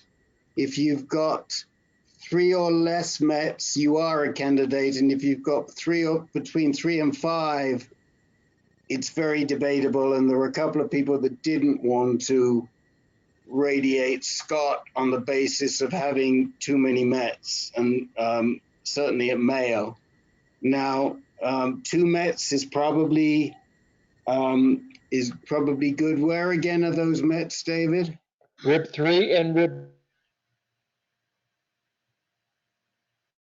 Oh, you just froze on us, Mr. Muslin. No, you're frozen. You're frozen. 9 on the right side. Oh, you're back. You're back. You're back. Rib 3 and rib 9. And did you say you have lymph involvement as well? I have what, Rick? Do you have lymphatic involvement as well? I don't know what that means, Rick. Do you have lymph nodes? Lymphatic involvement. Do you have metastasis in the lymph node? Okay. No, Okay. sir. Just the ribs. So it's just the ribs. Okay. Well, you could be a good candidate, and maybe you'll be lucky and get the same sort of abscopal effect that Joel has gotten. Yep. Okay. I'm gonna go for it, and I'm gonna push her for the darolutamide. Yeah. I can't thank you guys enough. Thank you, Rick. Okay. You have to get back to me. You owe me a response on something. Yes, sir. Okay, whenever you can. All Okay. right. All right. Let me keep rolling here. Sylvester, you had a question. My question is this: I'm confused on oncologists.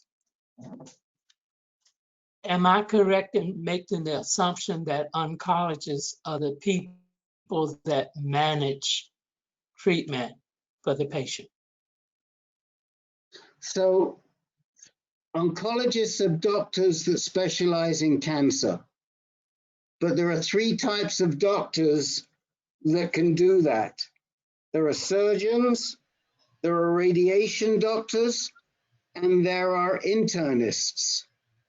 Okay? The surgeons are called urologists, or sometimes they're called urological oncologists. The radiation docs are called radiation oncologists, and they're the ones that handle the radiation. And the internists are called medical oncologists, and they're the ones that handle the advanced disease and the treatment with chemotherapy, and they should be handling the treatment with hormone therapy. Thank you. I understand. Thank you. Okay. So that in essence is the three. So if somebody says my oncologist, you have to say to them, well, which oncologist? Was that your surgeon, your radiation guy, or was it your internist guy? Okay. Sure. Okay. If you don't, if I went too quickly, let me know. We'll talk offline. No, I understand clearly what you're telling me. Okay. Les, coming to you. Okay, quick question for Len in reference to our earlier discussion. I also have diabetes, and of course they've hounded you about no fruit juices, especially orange juice, but they've never been able to answer about something like V8 juice. You have any knowledge of where that lies? I think the simple answer, Les, would be just take a look at the ingredients, nutrition information on the bottle, and just see what the glucose level is for a typical serving. I would say anything over 8 grams of sugar is considered on the high side. And it says 7. 7? Total carbs 9, sugars 7. That's not bad. Okay. I mean, just for comparison's sake.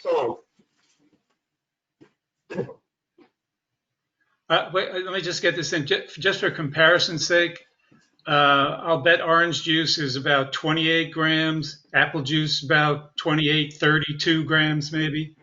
Okay. So, those are the really high sugar content fruit juices that you want to avoid. 8 or 7 that's not bad. Okay. So Les, I have a question for you. Since were you diabetic before you started your hormone therapy? Yes, I've been diabetic for about 25 years. Okay, so how did your diabetes impact your hormone therapy, and what did your doctor say about you being on hormone therapy since you were diabetic? And nothing was mentioned. Okay.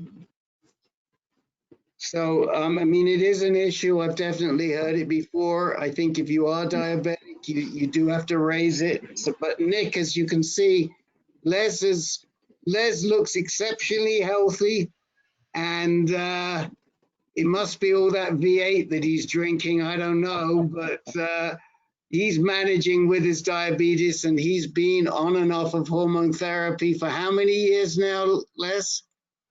7. 7. So I just want to tell you, Peter feels that V8 has a little too much sodium. Even the low sodium. I have the low sodium one, which the sodium is still, it's 140 milligrams, which is a little high, but it's the low sodium V8. Peter knows his V8 juices, clearly. Len, you put a reference in the chat window. What is that to? Oh, that was for David Muslin.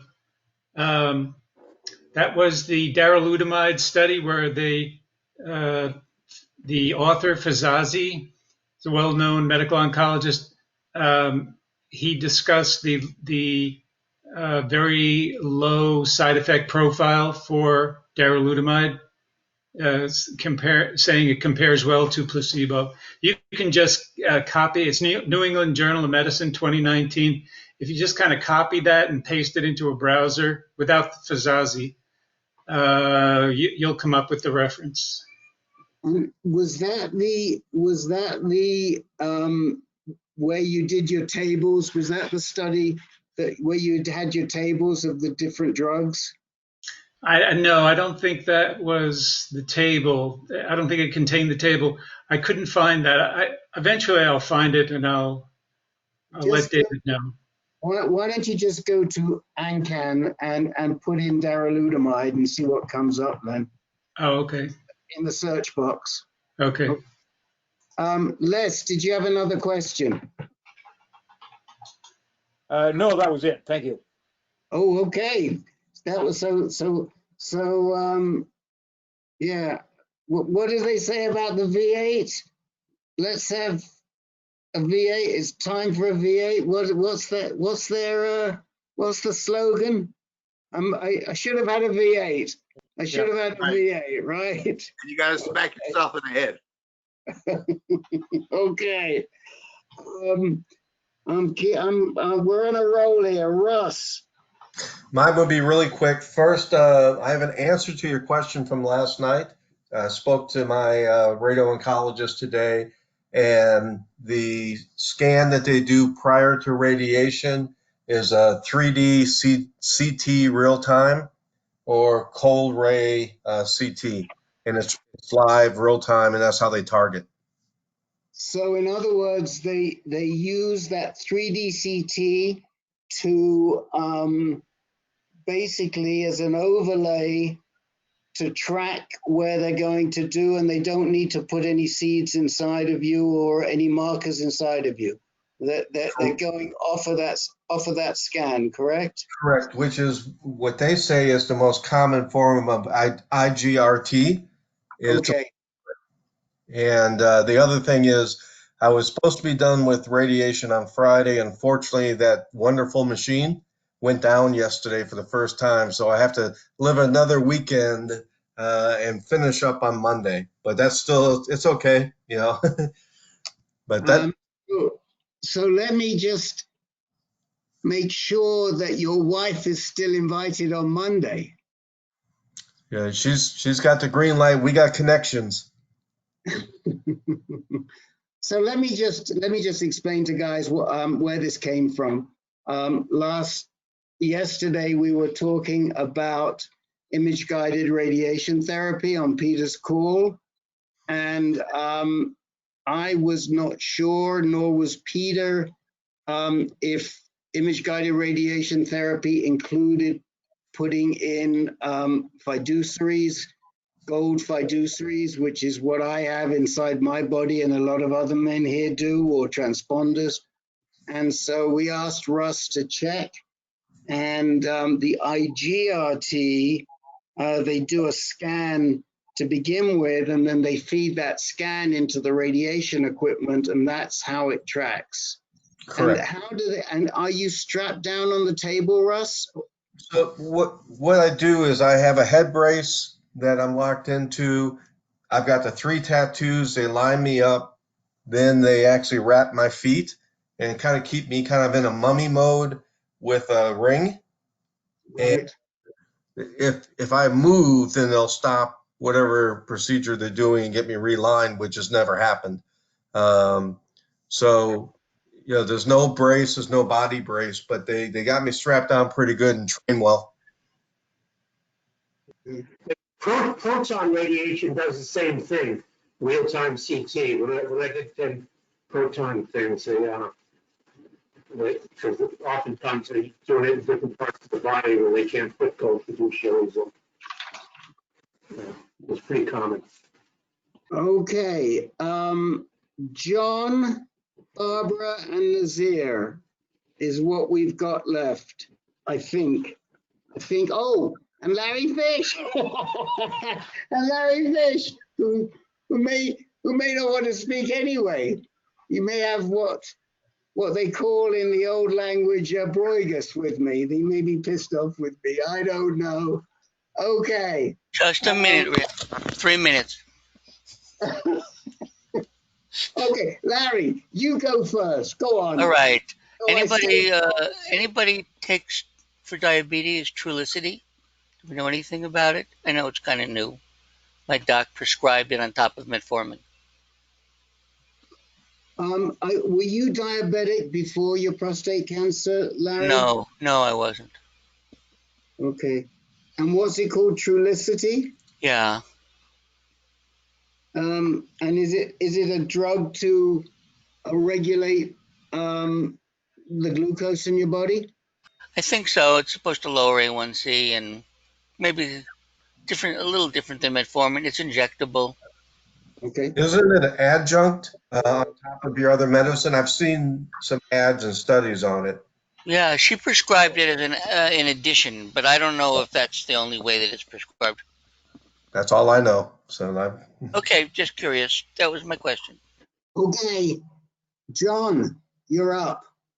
Okay, some advice, please, about juggling doctors. I'm a, Gleason 9. I had a radical prostatectomy 12 weeks ago. I have some residual PSA. My regular surgeon is like kind of lackadaisical. He's like, wait. But I, on your advice, saw a medical oncologist, GU specialist named Petrolac that you gave me the name of down at Yale. He's, considers me too high risk to sit around and is all ready to go with Lupron and abiraterone. And so my question is, how do I now juggle these guys? Do I completely ditch the surgeon or do I get them to work with each other? I'd like some advice on, once you do go to the medical oncologist, how to manage the team. So let's just ask you an important question here. How are you doing in your recovery from your surgery? And are there any side effects that are related specifically to the surgery that you're still wrestling with? Yes, there are. I'm still leaking urine in bits all day long. And other than that, I've regained my strength, have no pain, and am fine. And my cancer was metastatic to lymph nodes and invasive to the seminal vesicles. Okay, so I think most of us on this call would say that you're getting very good advice from Dr. Petrolac. Yeah. And it's the right thing to do. The fact that you're getting pushback from your surgeon is really his issue. And he would probably rather be the one that was giving you the LHRH shots because that's profitable for him. I think that did you say 8 weeks out? 12. 12 weeks out. How are you coming down in terms of the number of pads you're using? I can get by with one a day. And how many was it originally? 3 or something. Nights are easy because it seems like when I'm lying down, I don't have any leakage. Okay, well, again, let me throw it open and talk to the guys. Let's ask the guys, how did you guys transition from your urologist to your medical oncologist? Because going forward, your main man is going to be Petrolac. Okay, yeah. There isn't a lot left for the surgeon to do. He may think there is, but we know better. Rick, Okay. I can address. Hold on, let me go to Peter first, and then we'll come to you. Yeah, this goes to Sylvester's comment. This medical oncologist, Petrolac, is going to manage your disease from here on. You're going to be with him for years. And it's great. You can talk to him if you need follow-up radiation. He'll suggest which way to go, which kind of radiation. I mean, he's going to be helping you run the show. And yes, once in a while, if there's need for the surgeon to help you get into a trial or this or that, or get a scan, they might be useful. That's what I found. But really, it's your medical oncologist, and Petrolac is a top name. Russ, what's your thought? Well, I just given my experience that I had RP February of 2019. I had 3 straight. I had seminal vessel invasion, but no mass. had 3 straight raises of PSAs on my test, and based on advice here and other support groups, I tried to get my urologist to give me a referral to Dana-Farber, to MO or an RO, and he wouldn't do it. He wanted to keep control. So I went around him and went to my primary physician, and she wrote the referral. And now I'm just wrapping up my radiation and 2 more months of ADT to go. But I now have a full team of medical oncologists, radio oncologists, and urologists. I still continue to work with my urologist because I have a spot on my kidney that needs to be monitored, but they also want to keep, they know I told them what I was doing, and they follow my my records. So I'll see my my urologist in about 3 weeks, and I'll have a ultrasound and a blood test before I go see him. I don't know why we're going to do a blood test if I've just wrapped up, radiation and I'm still on ADT. There shouldn't be anything that's detectable, but he wants to continue his own course, is what I was told. So I don't know if that helped. You kind of kept going with both of them. Kept them both on the line, and your urologist didn't, say it's me or him or anything like that, but continued to be available in case you needed surgery, right? Right. And again, I have the spot on my kidney, and he still wants to continue to follow up, whether it's the money or whatever. I may have offended him when I went around, and that's too bad for him. But based, on Rick's motivation, be your own advocate, and do your research, and push it the way you think it should go. Okay, And well, thank you guys. I'm going to try to keep the medical oncologist at the center of everything and running the show. And if the urologist is willing to stick with me in case I need him, fine. But if our orders contradict each other, I'll go with the med oncologist, Tetralac. Sound good? Yeah, I think it sounds great, and we know that the urologists like to stay in the game to treat advanced prostate cancer, but they're just not trained to do it. And it's a big issue. It's an issue I was dealing with today with Foundation Medicine, and I threw them off to a guy called John Fortin, who's a buddy of ours, and who is the patient liaison for the AUA. I turned a similar job down 3 or 4 years ago because I don't feel that urologists should be involved in the treatment of advanced prostate cancer or recurrent prostate cancer for that matter. And so anybody else want to add anything to this? Any other tips for John before we go on to Barbara and to Nazir? Yes, Joel. Real quick, I want to confirm what Russ said. Basically, I told my urologist kept telling me for 8 years that I didn't have prostate cancer, that I had prostate tissue that he had left behind. And so I disagreed with that, and because as my PSA started going up. And so I told him I was going to NIH for clinical trials. So I managed that myself. He didn't suggest that. I told him that I was going to do that. And then I also told him I was going to go to Johns Hopkins for a GU medical oncologist, but I'm still seeing him for other reasons. So basically the same situation as Russ. I hope that's helped you, John. Thank you. Yes, thanks. Okay, Barbara, did you have something you wanted to raise? I'm actually fine tonight.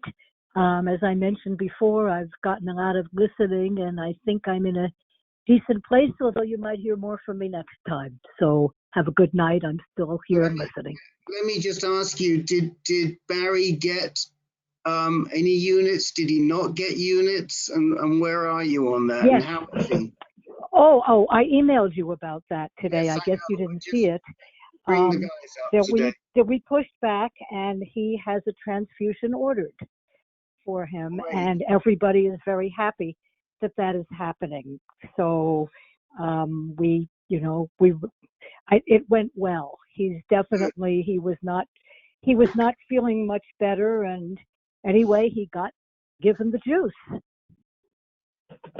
Good. So again, guys, here it is. You're your best advocate. Push back, and sometimes these docs will change their mind, and they'll come around, and it can make a big difference. And we know that this is going to help Barry next week. He'll feel so much better. When's he going in for the transfusion? Tomorrow morning, and he has it scheduled in Rochester for tomorrow morning, and we'll see what happens from there. Okay, we're all happy that he's getting the treatment that he truly deserves. So that's good. Okay. We'll score another one for raising our voices when we need to. Yes. Exactly. Score another one for raising our voices. All right. Nazir, you have questions, sir? I have a few questions here. That my PSA went up from 22 to 27 in 1 month.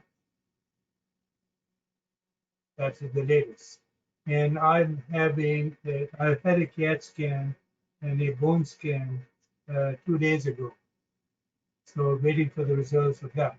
Now Dr. Levesque has sent me to a radiation oncologist for spot radiation of the rib, and also the other radiation oncologist would talk to me about radium-223. What are your views on that? And also, where do I stand with the with Foundation One recommendation of olaparib? Well, we've talked about all of this before, Nazir, and we'll throw it out to the guys. But I think radium-223, we are not fans. I've told you that. It's not directed enough. You've got too little spots, and you're in the same situation that David Muslin is in, 2 spots on your ribs. It may make a lot of sense to do the spot radiation, which is what David's going to do. Yes, your PSA is quite a bit higher, but maybe we'll get a response out of that. My personal concern with Xofigo is that it goes to all the calcium, and it can suppress your blood, your marrow, and it's not the same as lutetium. Lutetium is only going to the prostate cancer cells, or cells that express PSMA, whereas radium is going to all of your calcium. And so it's not as refined. And I am personally not a fan, would not do it. And as far as the olaparib is concerned, CDK12, the response rate's about 3 to 4%. So if you think you want to do it, you've got to talk to your docs to get it for you.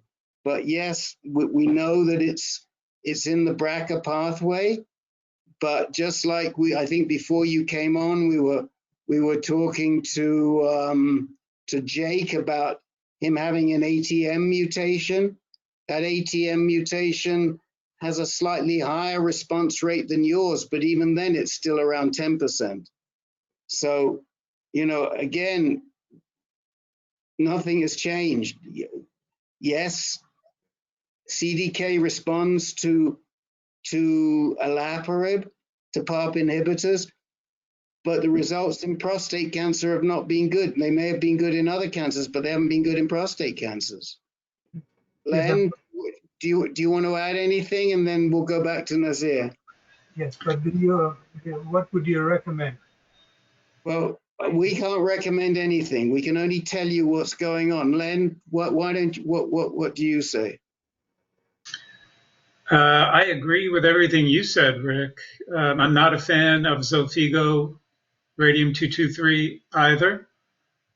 The olaparib, as you stated, has very low percentage success.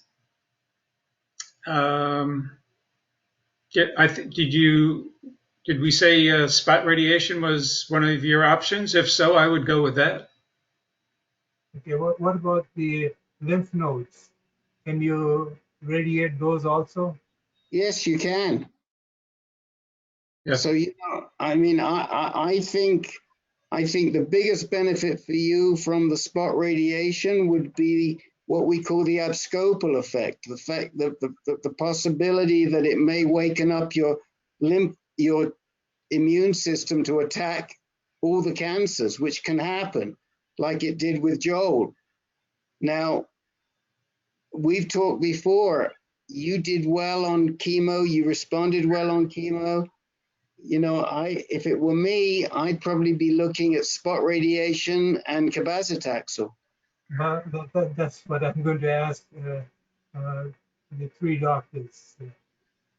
I mean, that's what I would be doing. I know Dr. Morgan seems to feel that the enzalutamide and pembrolizumab, Keytruda is an option, but I'm concerned that it could be really hard on you. Yes, but she says only if you have no other options available, you can try that. It may work, it may not work. So, you can go back to her and say, this is what I'm thinking. I'm thinking of doing spot radiation for the three or four spots, the 2 spots on the rib and the lymph nodes. I mean, I'm assuming that the doctor is talking about radiating the lymph nodes as well. How many lymph nodes do you have? About 4 lymph nodes. So, you could probably get away with 4 lymph nodes and 2 ribs.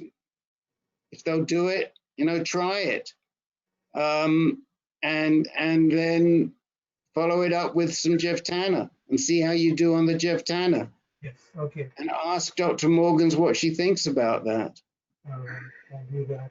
But I think you've got to rule out olaparib because we don't have enough evidence it's going to work for you. And I personally am not a fan of Xofigo. Thank you. Anybody else want to say anything to Nazir on any of those issues?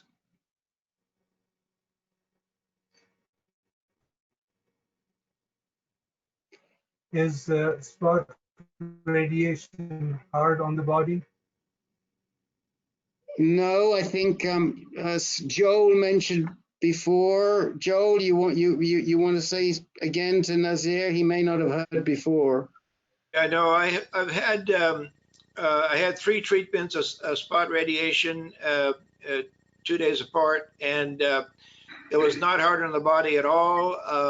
I didn't notice any difference whatsoever, except a little bone pain where they radiated for about 2 months. Then it went away, and so no, it didn't affect my work, didn't affect anything. There was no difference at all in my health as far as I could feel. Did the PSA come down? Well, yes, it went down from 1.76 to 1.3 to 1.0 to 8.8. So that's where I am today at 0.8, and hopefully it'll keep on going down. Anybody else want to share information on spot radiation with Nazir? Yeah, hi Nazir, Dennis McGuire. I just completed 5 sessions of SBRT. Yes. And the only side effects that I had were some fatigue the day of the treatment. And a little bit of urgency with urination. But I also had the prostate treated along with lymph nodes. Yeah, which you would not, and your PSA came down from, wasn't it around 15 to 6, 14 to 6? Is that right? You're good with numbers, Rick.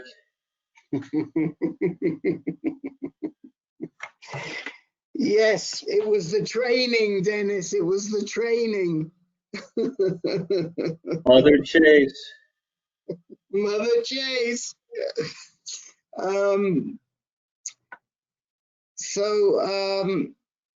Nazir, I think spot radiation might be a good way to start, and then think about cabazitaxel.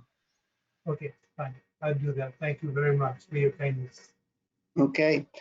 All right, gents. Well, I just want to remind everybody, next Tuesday night, a week from today, we are having our first webinar presentation in the talk series, the talk.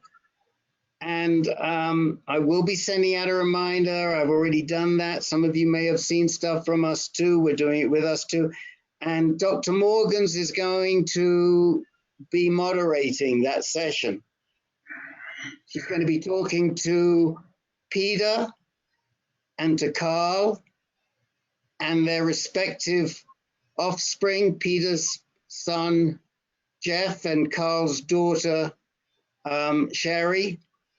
And then we've got two other guys, also with their sons, the chair of us two, and his son, Brian, who has a remarkable story. His son, Brian, basically saved his life, saved Jim Schrait's life. And Jeff McLennan, who is on AS. And we've also got a doc from Cleveland Clinic, who's going to talk for 10 minutes on a study that they're doing there called Mention It. It's a men's health communication study. And then after he's done, Dr. Morgans will be interviewing all of the above, and we'll be talking about what it is you have to cover and talk to your boys about and your girls if you have prostate cancer.